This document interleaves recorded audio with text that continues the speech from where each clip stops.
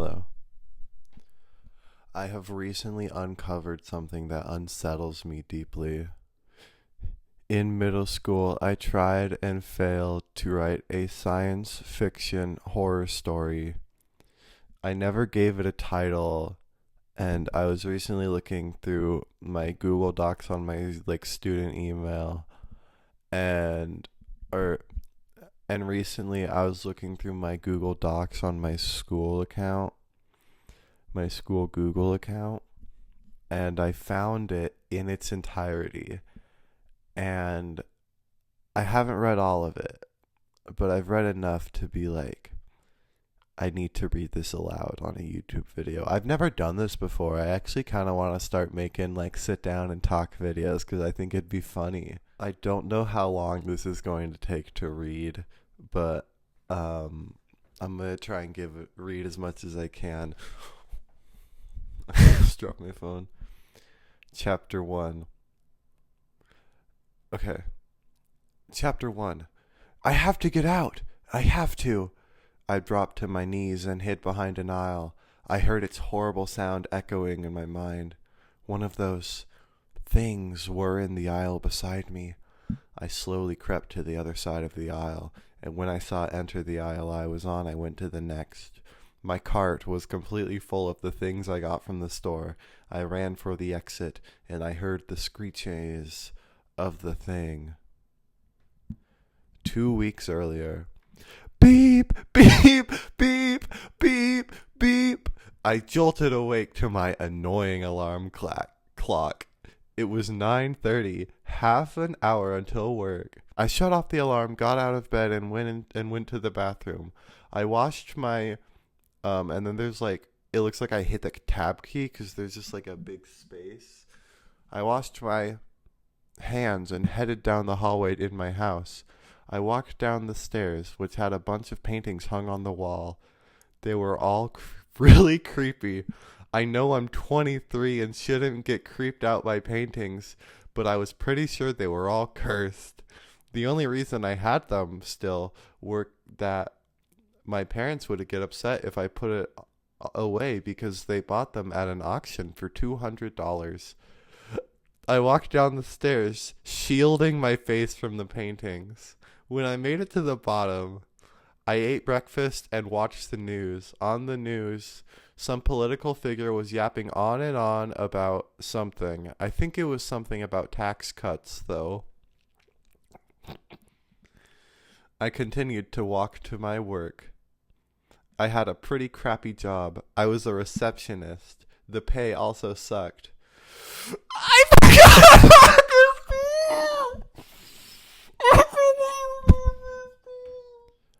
Before I read this next paragraph, I have to say that before I wrote it, I had not seen the hit TV show The Office, and I had a fundamentally misunderstanding of the plot of that show and the dynamics of the characters.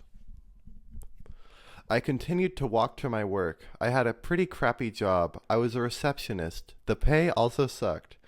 Coincidentally, our boss was actually named Michael Scott, and he had a great sense of humor, just like the character from The Office. As soon as he told me his name, I thought he was joking. He must have noticed my skepticism because he said, "Yes, that's really my name." Oh my god, should I cut this out of the video? I don't know why it makes me so upset.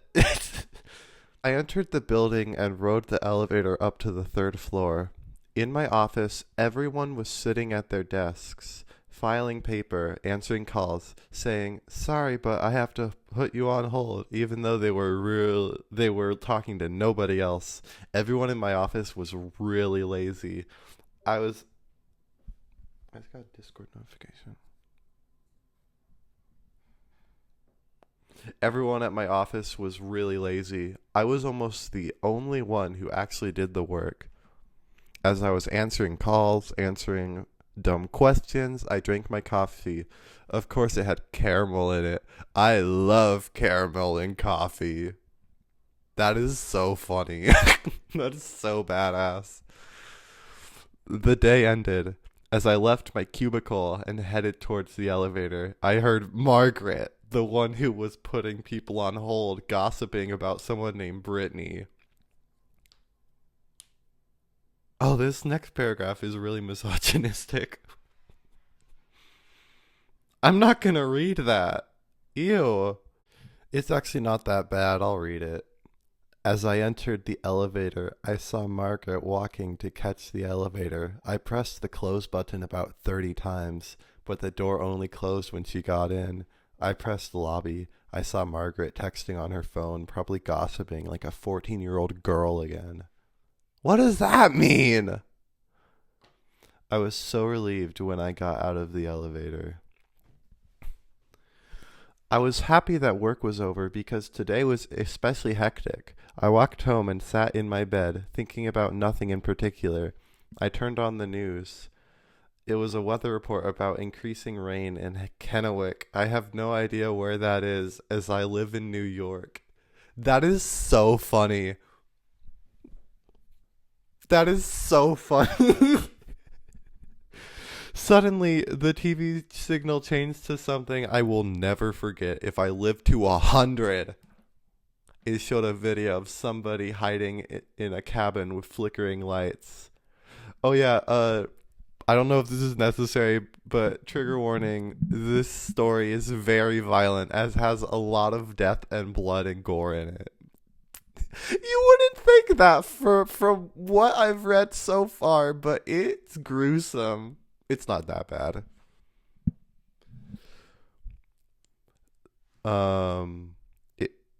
Suddenly, the TV signal changed to something I will never forget if I live to 100. It showed a video of someone hiding in a cabin with flickering lights. They said these words: "My name is Matthew Davis. I am 34 years old. A new species has just been discovered. It killed my family. You need to stay in your homes. This thing will find you and tear you apart." Suddenly, a figure smashed down the door and attacked the man. I couldn't see what it was, but it seemed to look human, but not exactly. It had dead skin and dead eyes, and had huge claws and covered in dry blood. It moved so fast, at an impossible speed. It jumped from wall to wall, and the man turned off the camera. The thing right behind him. It jumped from wall to wall, and the man turned off the camera.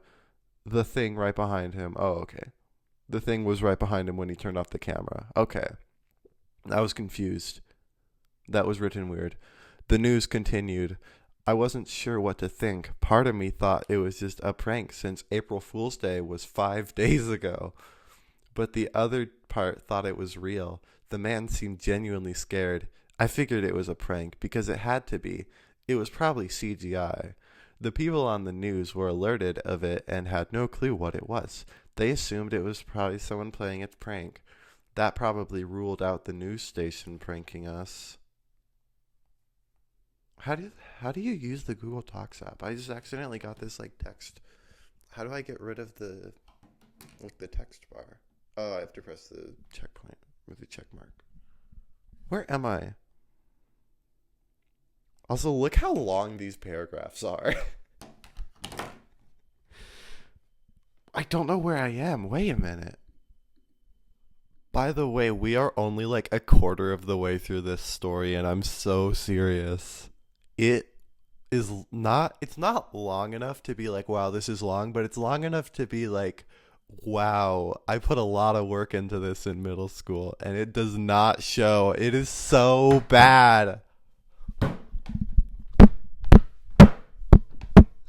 What does that sound like? I suddenly got a call from Mark, my best friend. He told me about the mysterious news interruption and asked if he could hang out at my house and get his mind off it. I said yes. 10 minutes later, I heard a knock on the door. It was Mark. He brought what? He brought his SNES. Mark and I were both extreme retro gamers, and we spent most of the time we had hanging out playing Super Mario Kart. As we played, we talked about the weird news interruption. What do you think it was about, dude? Mark asked. I think somebody just hacked the news to prank us, I said. Yeah, sure, because that can totally happen. I think he's being sarcastic there. Well, I mean, have you ever heard of the Max Headroom incident? I asked. He stared at me like I had lost my mind. I took the opportunity to throw a green shell at his character and win the race. The Max Headroom incident was this random guy who dressed up as in a Max Headroom costume, hacked the television programming, and said weird, obscure things on TV. It confused a lot of people. Oh, he said. He stopped talking for a moment. What if it wasn't? He said in a grave tone. What? I said. He said. I saw that thing recently. I thought I was just seeing things. But after I saw that news interruption, I knew it had to be real. It looked exactly like what I saw. I stared at him in confusion. Wait, you're kidding, right? He stared at me in the most intense look I've ever seen him make. I'm serious. It's just a coincidence, I said. Just then, something happened that confirmed I was wrong. This is where it gets crazy. This is where it gets bonkers. I just realized that there is a missing paragraph earlier in the story that sets up something that's about to happen now. So I'll just tell you guys now. David, the main character, is friends with someone named Terry. And she owns a bakery called Terry's Bakery. And in the beginning of the story, when David is walking through town to work, there is an ambulance outside of Terry's Bakery. And he's like, what's with the ambulance? And Terry's like, oh yeah, the ambulance ran out of battery, so they need to go bring a new battery. So pretend that was there. Why is that paragraph gone? That paragraph was so funny, because it's like, how does an ambulance run out of battery? Whatever. I'm now, okay. It's just a coincidence, I said. Just then, something happened that confirmed I was wrong. This is where it gets crazy. I heard screams outside. I looked out the window and saw about 5 of those creatures walking around outside. Run, I said. I grabbed Mark's arm and sprinted down the steps with him. He let go and kept running with me. What the heck is it, David? Mark yelled. It's the thing from the interruption, I yelled. There's 5 of them. I pulled open the screen door and went into the backyard. Just then, one of the monsters burst through the front door. Mark and I hopped over the fence and ran through the next yard. The monster broke through the fence with ease. Mark and I hopped the next few fences before we hid under a slide. The monster broke the next fence and kept going, not aware that it passed us. At this point, I noticed the piece of wood in my arm. It was bleeding really bad. We hopped a fence and went onto the street. The chaos had died down. Wow, props to David for hopping a fence while a chunk of wood was embedded in his arm. Oh my gosh. There was fresh blood all over the street. Nobody was in sight. I tried my best not to look at it and kept walking. I noticed Terry's Bakery. I crossed the street and opened the doors. In there was a trail of blood. I felt horrible dread. Is Terry dead? Wow, awesome. Wow, Dr. Seuss possessed me with that part. I walked into the back room and saw a monster attacking Terry. I screamed out of pure fear, and it turned its gaze to us. It started jumping towards us. It inched towards us and then pounced. I heard a splash, and all I could see was red. Am I dead? All I could see was red. Am I dead? Another rhyme. Oh my gosh. I'm literally Dr. Seuss. I thought to myself, is it over? I opened my eyes. It wasn't my blood or Mark's blood or even Terry's blood. It was the monster's. I looked at Mark, who was just as confused as I was. I then glanced at Terry, who was pointing a gun at me. I put 2 and 2 together and realized she had shot the monster, which was right in front of me. I was relieved. Then with dread, I felt a wound in my chest. I was losing so much blood, I felt lightheaded. David, no, was the last thing I heard. before I died. No, it doesn't say died. It said before I passed out. So for those who are confused, Terry shot a shot the monster that was charging towards David, shot it, and so the bullet went through the monster. It's like chest, head, it's unclear, and then went right through the monster into me, or into David. And so he got shot too. So that's what that was. I woke up in a tent and noticed that I had stitches where I was shot. "You okay, homie?" I heard a voice say. I was still waking up, so I couldn't tell who it was. My vision cleared. It was Mark. "You were bleeding pretty bad," he said. "Luckily, Terry has the same blood type as you, so she donated some blood to you. We're spending the night in the forest while we wait for this all to die down." I noticed the first aid kit beside me. He stared at me in sympathy. "I know that this is really frickin' scary. I know it. You know it. We all know it. But if we are gonna want to survive, we have to be brave and protect each other." I nodded. I stood up and walked outside with Mark. Oh, he's just like good in walking again. Oh my gosh. Miraculous recovery, David. I nodded. I stood up and walked outside with Mark. We wandered around looking for berries. Mark is a doctor, so he knows about poison. That way, he was able to tell which berries were and weren't poisonous. That is so funny. So he knows about poison. After that, we went back into the tent and ate the berries with Terry. Berries was another rhyme. We ate the berries with Terry. We went to sleep, but I couldn't sleep. And I'm sure they couldn't either. We went to sleep, but I couldn't sleep, and neither could they. That is so funny. So they didn't sleep. Y'all are not ready for the 2 words I'm about to say. Chapter 2. That was all the first chapter. There's 3 chapters, but the last one is really short and like unfinished. Like 3 paragraphs. I think it ends mid-sentence, and then that's the end of the story. Chapter 2. After hours of tossing and turning, I finally got some sleep. I checked my watch. It was 7 o'clock in the morning. I left the tent and walked around. I recognized that this was a forest I would play in all the time. I was only a block away at the time. When I turned 18, I moved into the house I lived in now. Since I spent so many walks in these woods, I knew the layout really well. I was in the center of the forest. My mom and I built a treehouse nearby the center when I was 8. Since it was nobody's property, we made it our own.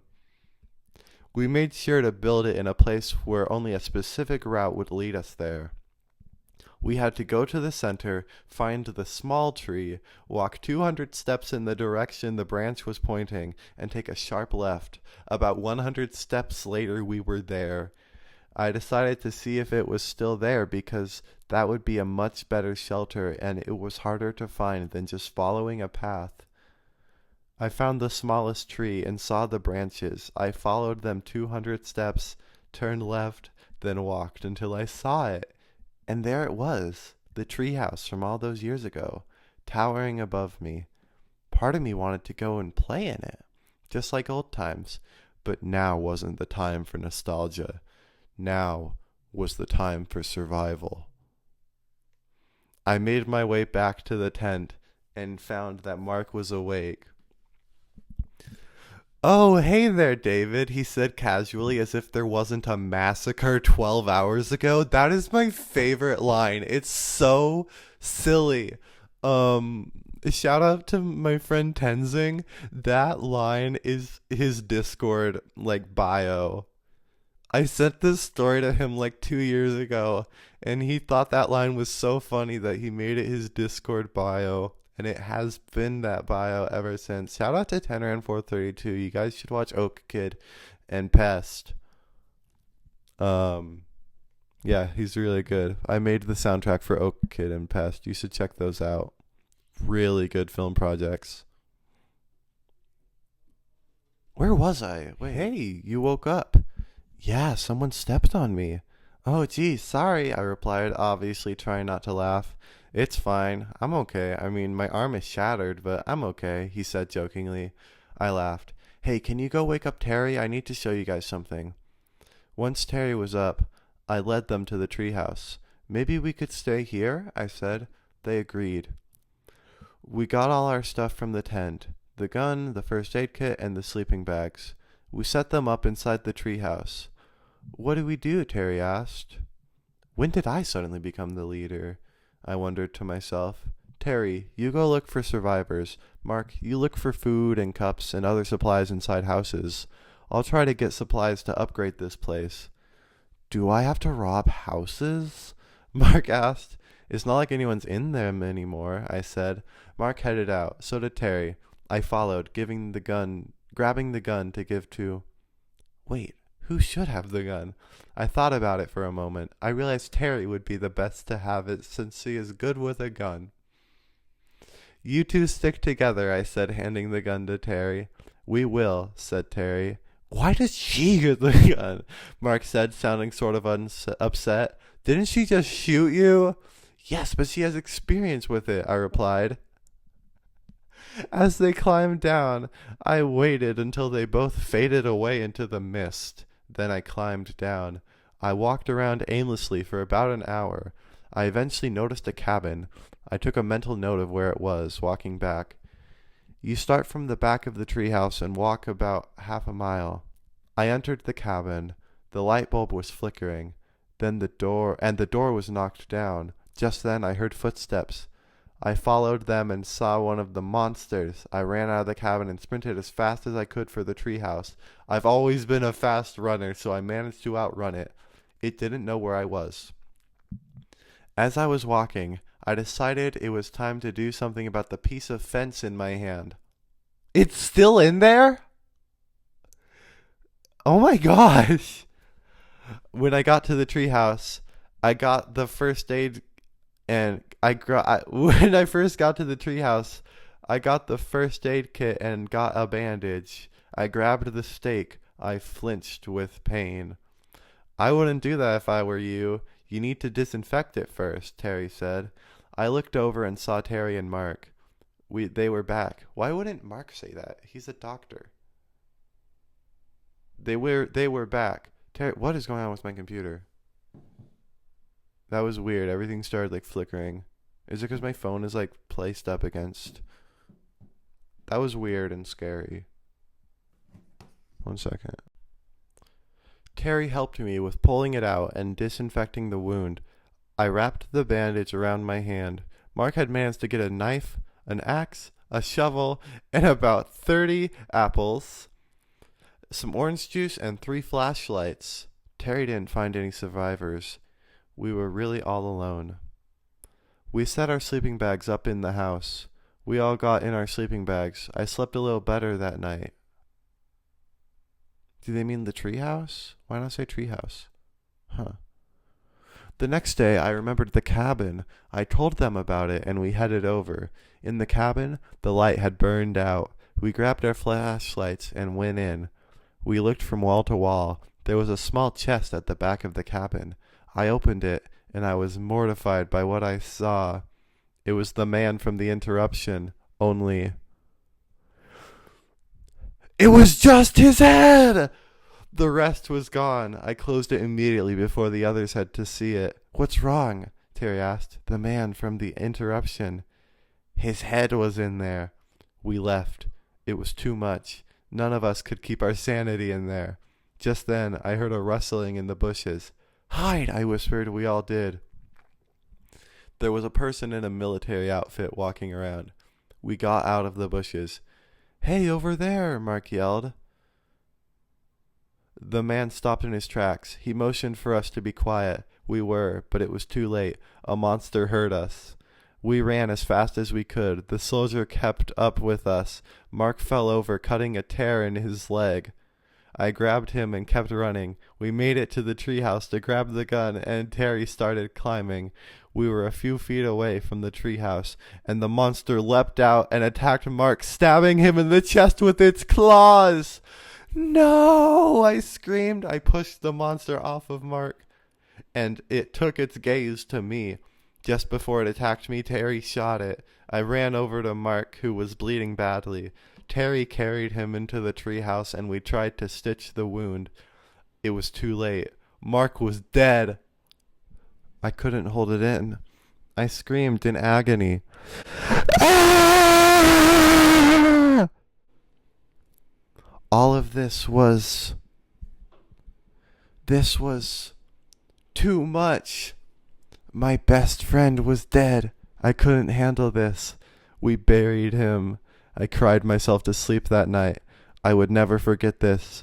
I told myself right then that I would avenge his death and kill all of those things. We couldn't find the soldier. For a week, we made the treehouse more easy to access, but harder for the monsters to enter by giving it a secret entrance. We added a new room closer to the floor. There was a small hole in it for us to fit through. In the room there was water, food, and other necessities. There was a ladder in the corner leading to the top floor, which we turned into a lookout tower. We took a pair of binoculars we found and bound it with a rubber band attached to a stick and jammed the stick at the window. This made it an easy way to look for threats. That doesn't make sense.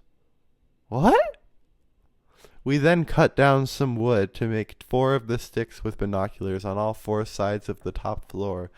We carried the chest from the cabin into the television and got the head out. They took the head out because they're like, we need the chest, but we should take the head out first. That is so funny. Oh, this part's crazy. This part makes no logical sense, and it's so funny. This part is so ridiculous. We also got a television. I got Mark's Super Nintendo from my house to keep ourselves occupied. How did they even do that? Wait, what? It's a treehouse. It's a treehouse. Nowhere. And the way it's described, it's very far away from civilization. You couldn't even get an extension cord there. Or not an extension cord, like one of those. An extension cord. No, because the extension cord is when it's like one of these. This is an extension cord. What's the name of the thing that like... It's like just a really long cord. They couldn't even bring that out there because it's so far away.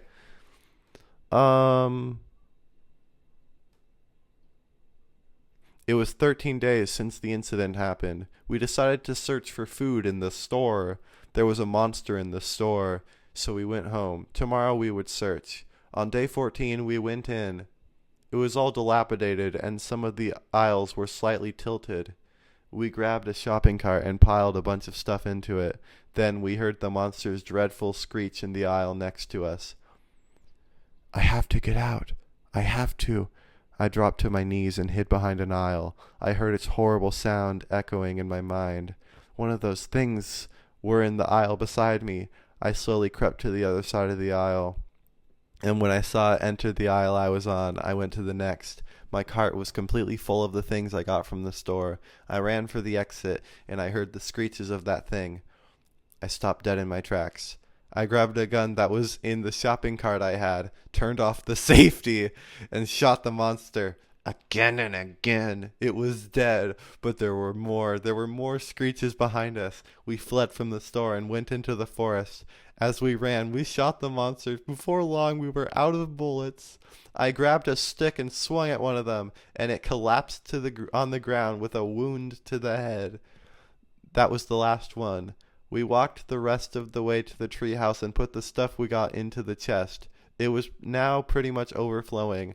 We would be safe for a couple months while we figured out what was going on.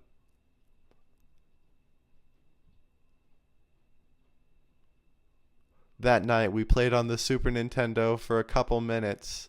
The only reason we had power was that we got about 30 long cables from a house in the city to the treehouse.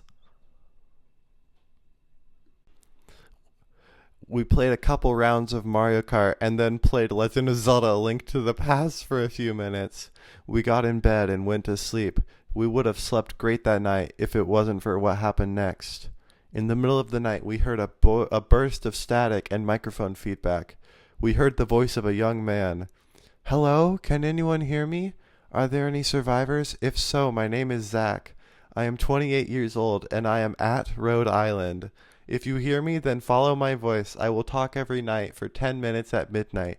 I don't want to risk them hearing me." They're in New York.